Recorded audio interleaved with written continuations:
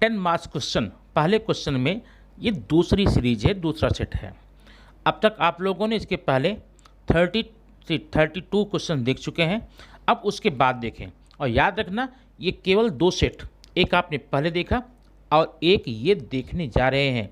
ये 2 सेट ही आपको पूरा नंबर दिलाने में पूरी तरह से सक्षम हैं, इसलिए ध्यान से देख करके इसको अच्छे से कंफर्म कर लीजिए। चलिए देखते हैं क्वेश्चन नंबर 1। लोहे का क्षरण रोकने के लिए टिन की परत चढ़ाने को क्या कहते हैं, या टिन की परत चढ़ाने की प्रक्रिया को ये कहते हैं, क्या कहते हैं? Tin plating. क्या बोलते हैं? टिन प्लेटिंग, या शॉर्टली आप बोल सकते हैं tinning. Tinning, the process in which a thin layer of tin is applied to prevent the corrosion of iron is called tinning. आपने यहाँ पर क्या किया है? टिनिंग करना है। और साथ साथ में इसी क्वेश्चन के साथ में एक क्वेश्चन मैं और रिपीट करना चाहूँगा। यहीं पर जैसे आपने टिन की परत चढ़ाई लोहे पर, तो वो हो गई टिन प्लेटिंग या टिनिंग हो गई। अब अगर यहीं पर जिंक की परत चढ़ाएंगे, जिंक की माने जस्ते की, उसको बोलते हैं जस्तीकरण, हिंदी में जस्तीकरण, और इंग्लिश में बोलते हैं गैल्वेनाइजेशन। गैल्वेनाइजेशन। अब आज देखते हैं क्वेश्चन नंबर 2। वह बल जिससे पृथ्वी किसी वस्तु को अपनी तरफ आकृष्ट करती है, आप तो जानते होंगे इसको ना। पृथ्वी जिस बल से वस्तुओं को अपनी तरफ आकृष्ट करती है उसको बोलते हैं भार। याद रखना, भार। The force with which the earth attracts given object is called weight. Question number 3। द्रव अवस्था में पाए जाने वाले हैलोजन का नाम बताइए। अब आप जानते हैं आपकी आधुनिक आवर्त सारणी में मॉडर्न पीरियडिक टेबल में 17वें समूह को हैलोजन कहते हैं। उसमें मोस्टली सब अधातुएं हैं, ठोस अवस्था में पाई जाती हैं, लेकिन ब्रोमीन एक ऐसा तत्व है जो कि द्रव अवस्था में पाया जाता है। आपका उत्तर मिल गया। द्रव अवस्था में पाया जाने वाला हैलोजन ब्रोमीन है। Member of halogen family in liquid state is bromine. Question number 4। 2 या 2 से अधिक अभिकारी पदार्थों से मिलकर के एक उत्पाद बनाने की क्रिया को बोलते हैं संयोग अभिक्रिया। आप संयोग अभिक्रिया जानते होंगे। संयोग अभिक्रिया क्या है? ऐसी रासायनिक अभिक्रिया जब 2 या 2 से अधिक अभिकारी पदार्थ मिलकर के एक उत्पाद का निर्माण करते हैं उसे कहते हैं संयोग अभिक्रिया। Means the chemical reaction in which two or more than two reactant make one a single product is called क्या बोलते हैं? Combination reaction. जब 2 या 2 से अधिक अभिकारी पदार्थ एक उत्पाद बनाते हैं इसको कहते हैं संयोग अभिक्रिया। क्वेश्चन नंबर आप देखेंगे नेक्स्ट 5th। दूरदर्शन के प्रसारण में उपयोगी उपग्रह कौन सा है? What is the satellite used for telecasting television programmes? वह सैटेलाइट बोलते हैं ब्रॉडकास्टिंग सैटेलाइट।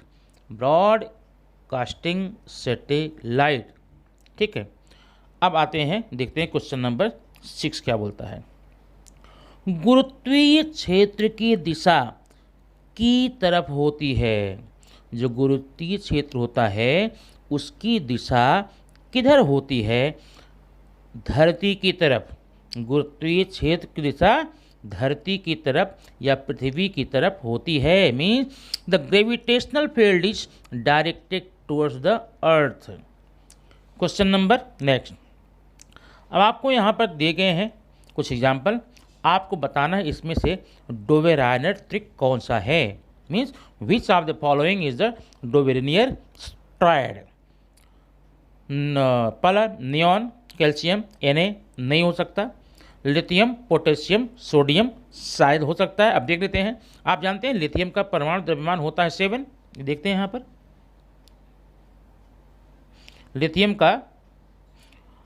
लिथियम का होता है 7 और सोडियम को होता है 23 और आपके पोटेशियम का होता है कितना 39।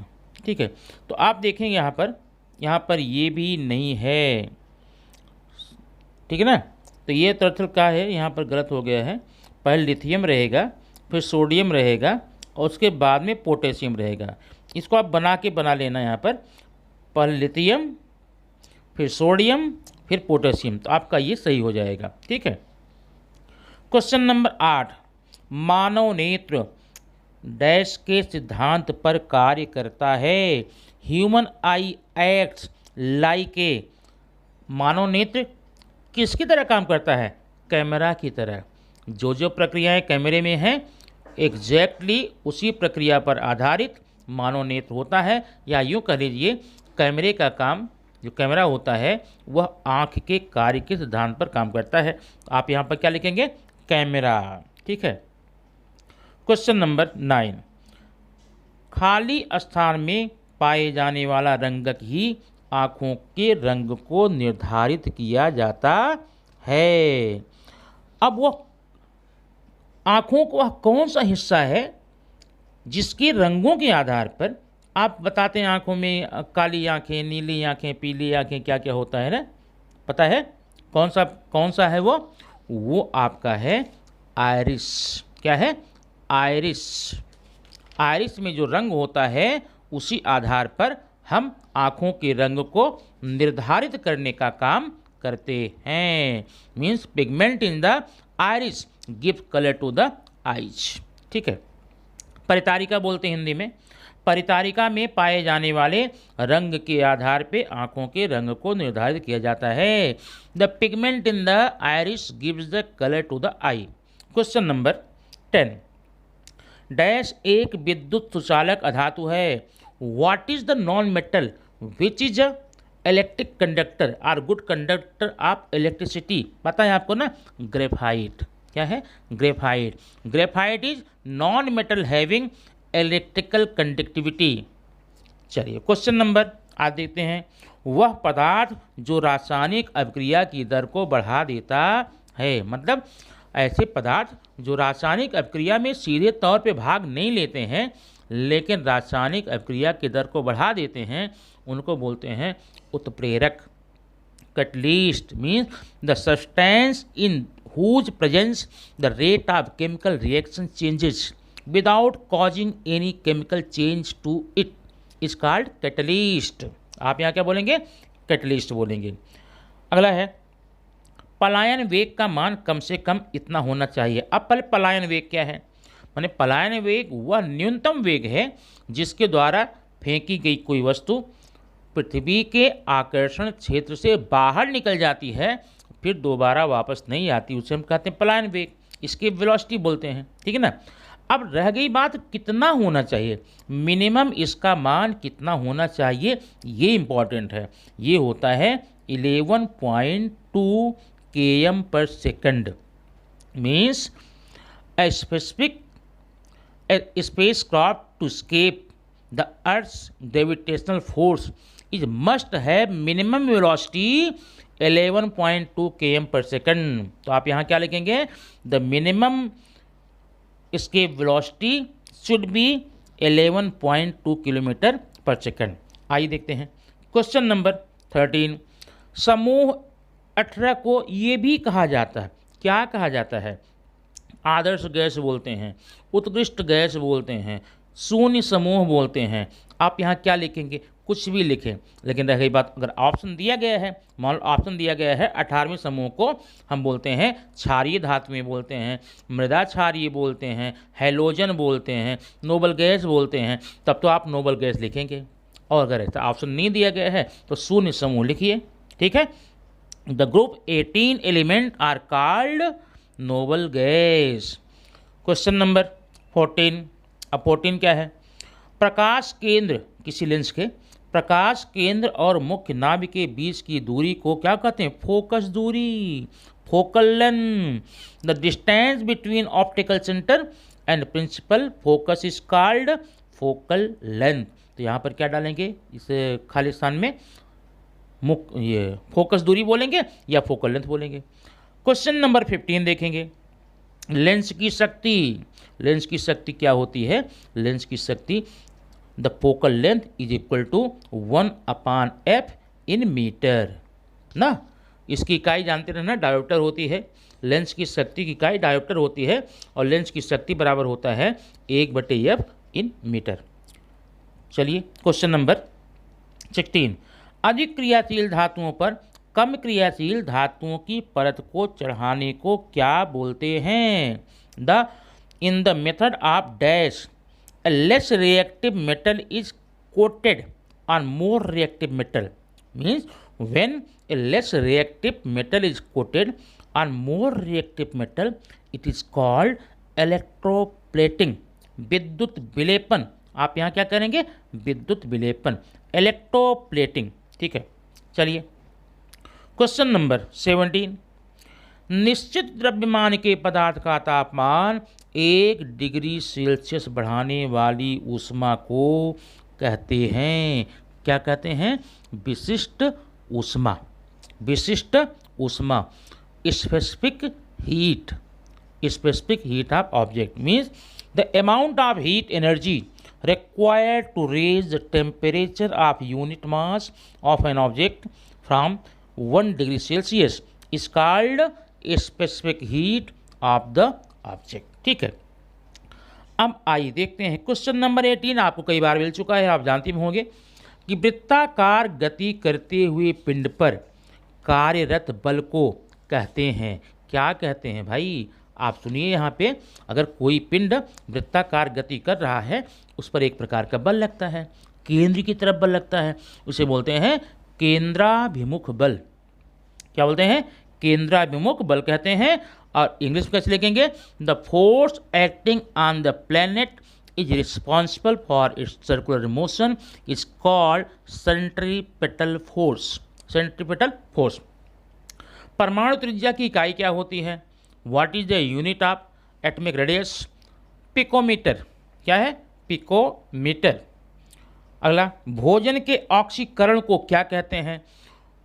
भोजन के ऑक्सीकरण को क्या कहते हैं? The process of oxidation of reaction in the food is called rancidity, बदबू। ठीक है, the oxidation in food is called rancidity. Question number 21, विशिष्ट ऊष्मा को के नापने के लिए कौन सा उपकरण है? The device use to measure specific heat of an object, उसे बोलते हैं कैलोरीमीटर। क्या बोलते हैं? कैलोरीमीटर। विशिष्ट ऊष्मा के नापने के लिए कैलोरीमीटर का उपयोग किया जाता है। 22, वह खनिज जिनसे धातुएं प्राप्त की जा सकती हैं। देखिए, जितने भी यौगिक, जितने भी तत्व, जितने भी धातुएं होती हैं, अगर उनमें अशुद्धियां मिली हुई हैं उन धातुओं को हम बोलते हैं क्या? खनिज बोलते हैं। लेकिन कुछ खनिज ऐसे होते हैं जिनसे हम धातु प्राप्त कर सकते हैं, और जिन खनिजों से धातु प्राप्त कर सकते हैं उनको कहते हैं अयस्क। क्या बोलते हैं? अयस्क।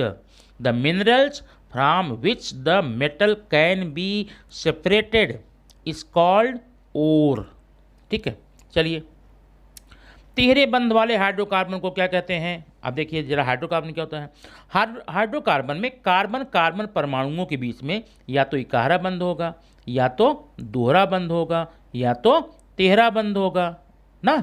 इकाहरा, दोहरा, तिहरा, सिंगल, डबल, ट्रिपल। तो इकाहरे बंध को हम अल्केन बोलेंगे, दोहरे को अल्कीन बोलेंगे और तिहरे को अल्काइन बोलेंगे। तो आपको क्या पूछा है? तिहरे बंध को क्या बोलेंगे? तिहरे बंध को अल्काइन। क्या बोलेंगे? अल्काइन। लिख दो यहाँ पर, अल्काइन। ये देखिए, अल्काइन बोलेंगे। और इसको क्या बोलेंगे?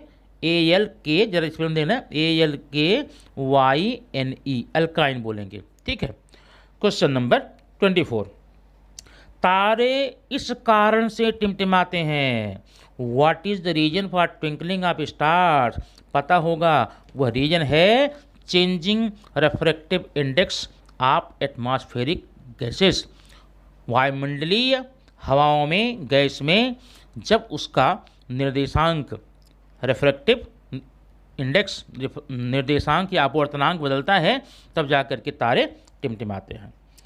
क्वेश्चन नंबर 25, पृथ्वी के सबसे नज़दीक का आकाशीय पिंड कौन सा है? अब देखिए यहाँ पर आप चंद्रमा याद रखिए, ये कभी कभी ऑप्शन दिया जाएगा, चंद्रमा, सूरज, तारे, मंगल। चंद्रमा, सूरज, तारे, मंगल, इन चारों में से कौन सा नज़दीक का है? नज़दीक का है चंद्रमा। 26 अधातुएं किस ब्लॉक में रखी गई हैं?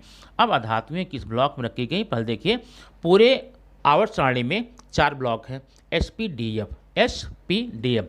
पहला और दूसरा समूह एस ब्लॉक का है, ठीक है, और 13वें से लेकर के 18वें तक पी ब्लॉक में है, दूसरे से लेकर 12वें तक डी में है। तो अब इसमें अधातुएं हैं कहाँ? 13 के बाद हैं, ठीक है ना, मैं राइट हैंड साइड में है। तो अधातुओं किन ब्लॉक में आप बोलेंगे? अधातुएं पी ब्लॉक में रखी गई हैं। In which block of modern periodic table are the non metals found? Non metal found in the p block, ठीक है। अच्छा, ये आपका हो गया। अब आइए हम अगला क्वेश्चन देखते हैं। अगले क्वेश्चन में आपको है असंगत बताना है, ठीक है ना, असंगत कौन सा है इसमें वो आपको बताना है, ठीक है। अब जरा देखें इसमें क्या दिया गया है। Newton, ohm, Kepler, Galileo. अब इसमें असंगत कौन है?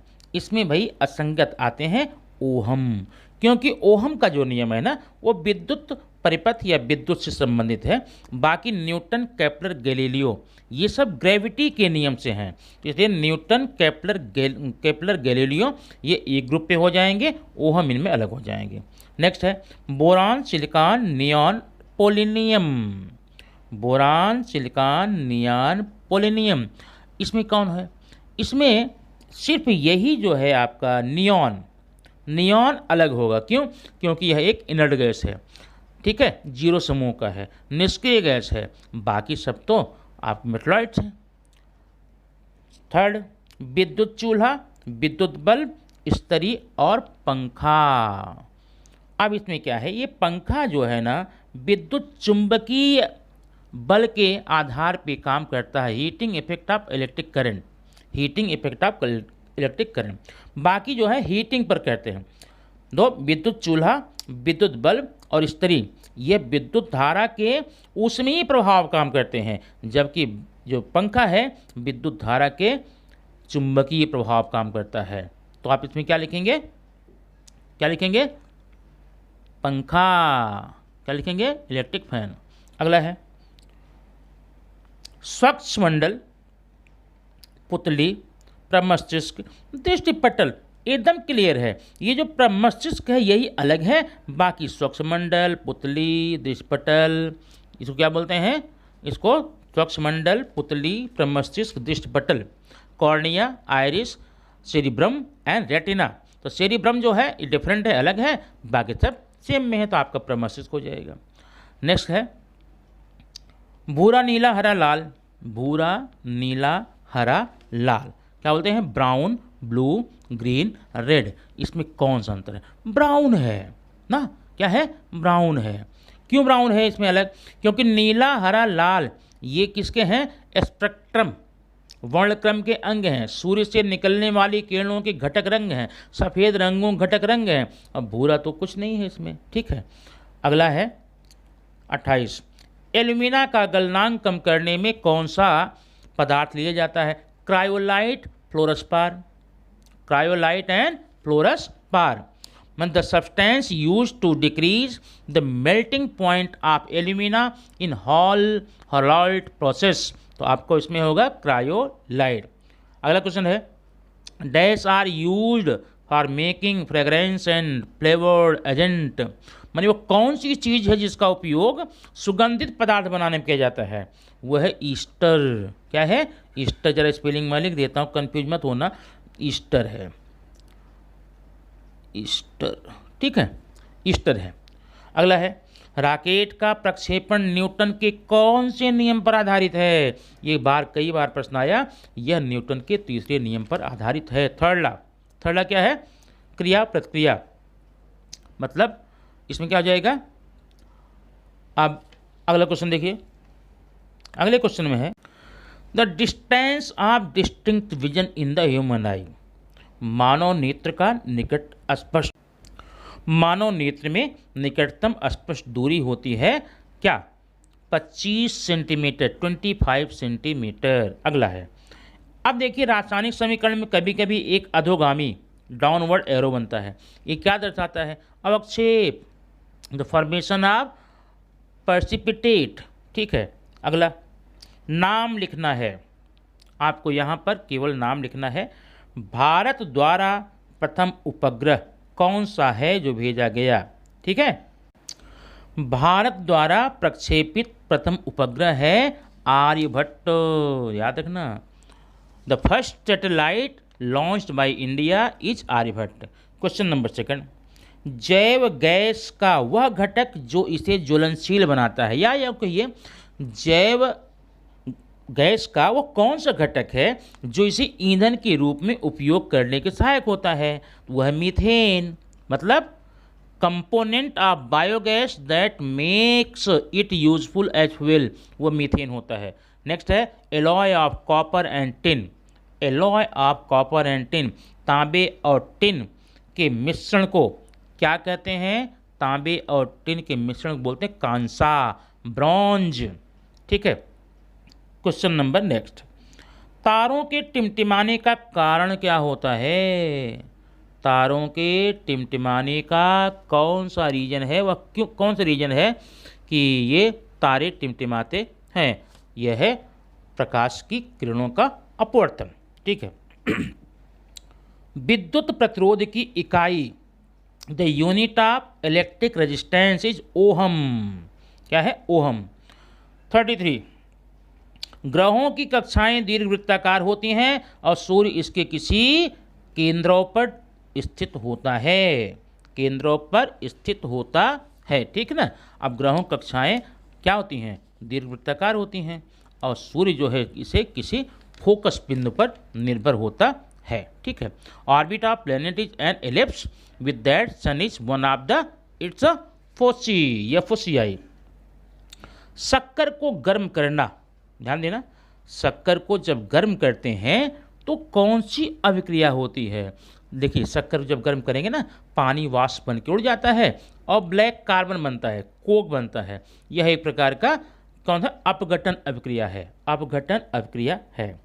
अगला, जब प्रकाश की किरणें हवा से कांच में प्रवेश करती हैं तो किरणें अविलंब जाती हैं। अब आप बताना अविलंब की तरफ झुक जाती हैं कि अविलंब से दूर हट जाती हैं?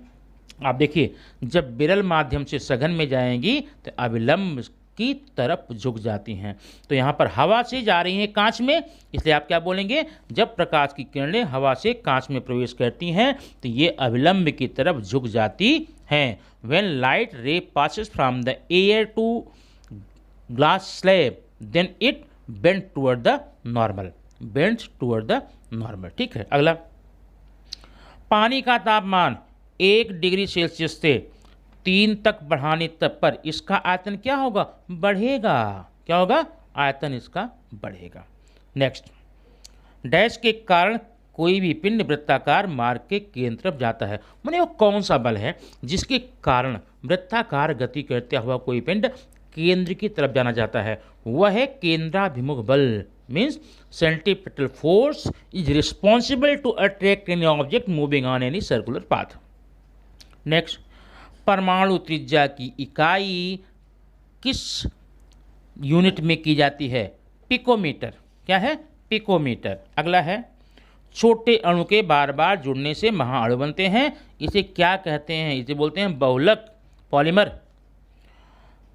हम किसी वस्तु को तभी देख सकते हैं जब प्रतिबिंब यहाँ पर बने। कहाँ पर बने?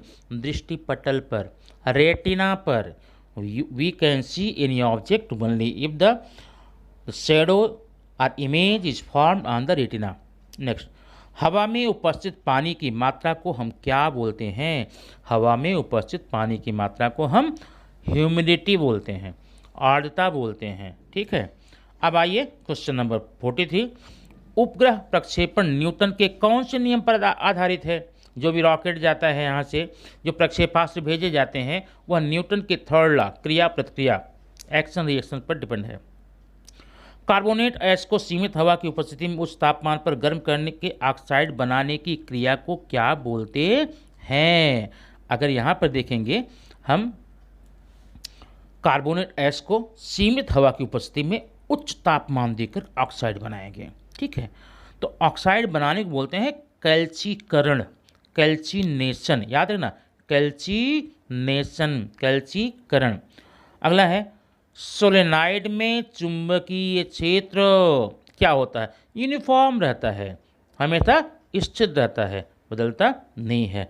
तो इस प्रकार से आपने अभी तक कुल मिलाकर के 2 सेट देखे हैं 10 मार्क्स के लिए। आप इसे कंफर्म कीजिए और आपको पूरा नंबर मिलने की पूरा का पूरा शक्यता संभव है, आपको पूरा नंबर मिलेगा।